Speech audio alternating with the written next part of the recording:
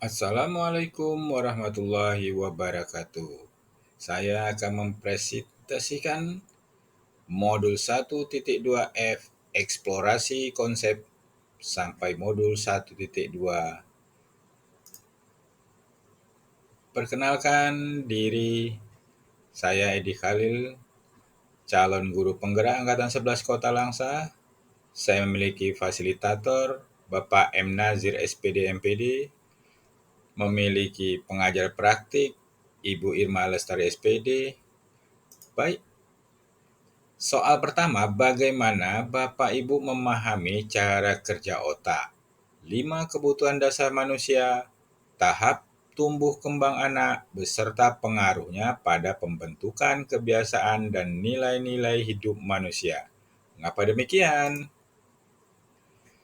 Kita kupas satu persatu. Yang pertama, cara kerja otak. Satu, otak manusia adalah organ yang kompleks yang bertanggung jawab atas segala aktivitas mental, termasuk berpikir, memori, emosi, dan perilaku.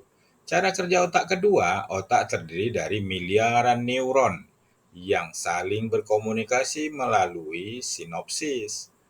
Yang ketiga, cara kerja otak.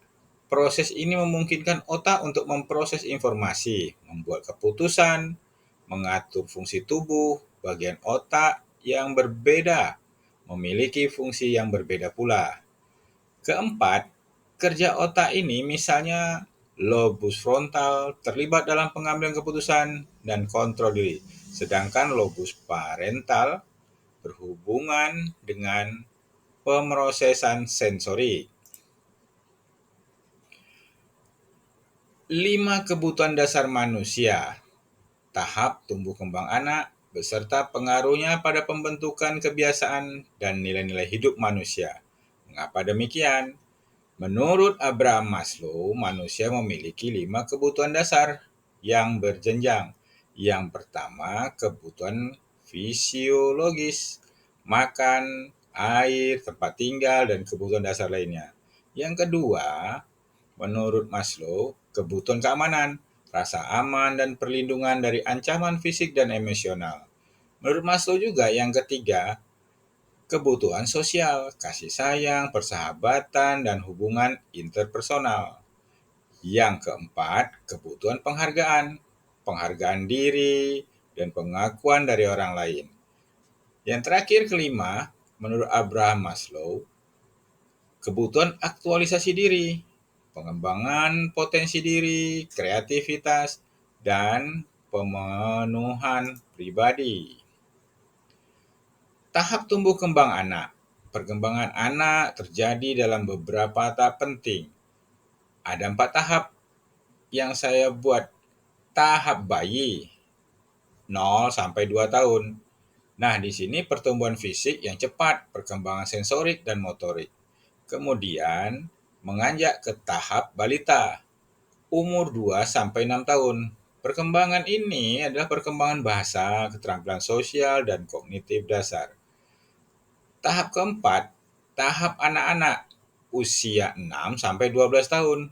Kemampuan akademik, interaksi sosial yang kompleks, dan perkembangan moral.